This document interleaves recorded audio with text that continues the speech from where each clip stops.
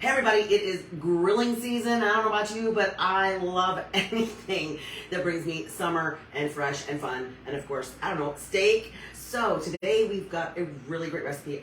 Sauces are great. The problem with commercial sauces is you just don't know what all's in them. And even if you read the ingredient list, sometimes there's some stuff in there that you just don't want. So this is a homemade recipe. It's called Oh My Steak Sauce.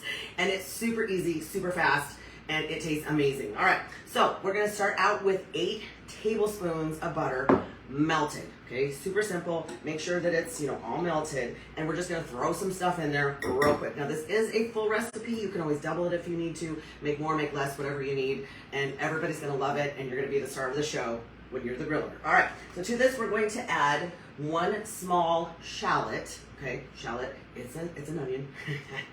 Minced. Now this is as good as it's gonna get for me on chopping today, because that's just how it's gonna roll. But we're gonna throw that in there. Okay, to that we're gonna add 3 chives. Now I actually got some fresh chives that are the smaller version, so I just kind of eyeballed it with what I was doing today, but I did chop and mince those up as well. So I've got some fresh herbs here. And gosh, if you could grow your own, that would be even better, don't you think? All right, so I'm gonna add that. So it says 3, so if you're using the larger chives, obviously that's gonna be a little bit more, but I was just making it up as I went along on this one. All right, I'm going to also add 3 garlic cloves that are minced. Now for me, yeah, fresh is great, but I don't wanna do that, and I have minced garlic in my fridge.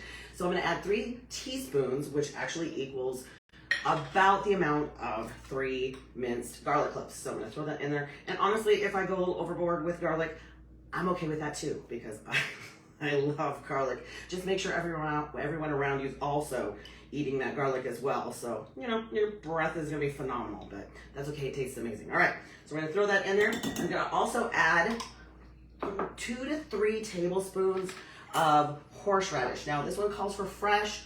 Honestly, this afternoon, I was in a rush and couldn't find it, so we're gonna use what I already have on hand. Not a huge fan of horseradish myself, but on steak, it's actually gonna be phenomenal. So I'm going to use a spoon and scoop it out because it's kind of a small container here, and I'm using a tablespoon measure spoon. So we're gonna do 2. We're gonna do 2. I'm not gonna go crazy. This one's kind of a hot, spicy one.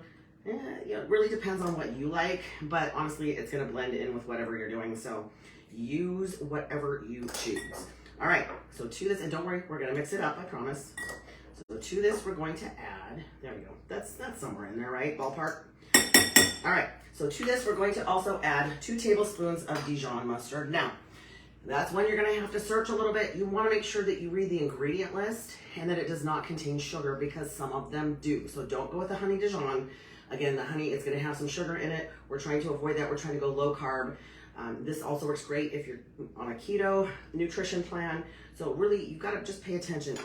If you just learn to pay attention to the ingredient list on all of your products, you're gonna learn a lot, and you're gonna see things that you don't expect in some of these, which namely sugar and a lot of additives and preservatives. So I'm gonna add some of that Dijon to our little mix here. Again, super simple. All you have to do is mix it up, and then you can put it on your hot steak. You can just brush your steak with it. You can also use it on things like fish, chicken. You don't have to stick to beef. So if beef is not your gig, you can use it for other stuff. There was one competition season that I made my little spicy mustard, sweet and spicy mustard sauce, and it was so great. It got me through 3 years of prep. And I still to this day use it on my salmon because it's so good. All right, to this we're also gonna add 2 teaspoons of fresh thyme. Again, minced, as best as I can make that happen. So we're just gonna add that, and it smells amazing, which is also lovely. It gives the sauce a little bit of color as well. All right, so we're gonna kind of eyeball that. I'm also going to add a pinch of cayenne pepper.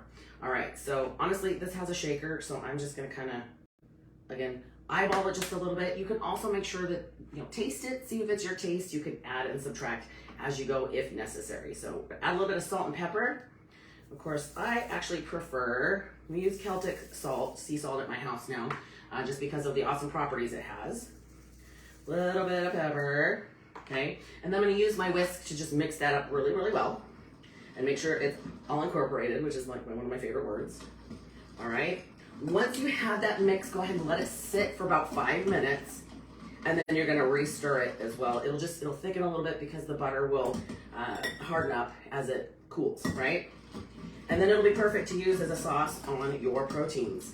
So, that's one of the biggest issues that I have with some of my clients. Are like, okay, I'm tired of eating chicken. I'm tired of eating ground beef. What can I do with it? Don't forget, you can use sauces and seasonings. You just have to be smart about it and make sure that it's good, healthy ingredients. And honestly, if you make it from scratch, you're probably gonna be better off because you know what's in the product. It's gonna have less additives and preservatives and cost less inflammation and health problems when you're making your own product. So, you guys, I get my very best ideas from you. So if you have a great recipe you'd love to share, please make sure you leave a comment down below, or you can message me directly at Facebook Messenger. If you're seeing this on YouTube, or if you're not seeing it on YouTube, go to YouTube, hit my channel under Fillmore Fitness, make sure you hit the subscribe and the notification bell. So any new recipes or videos that come out, you see it first. And that's all she wrote. You guys have an incredible summer. Hopefully you have an amazing 4th of July. And I can't wait to see what you are going to cook up. Have a good one.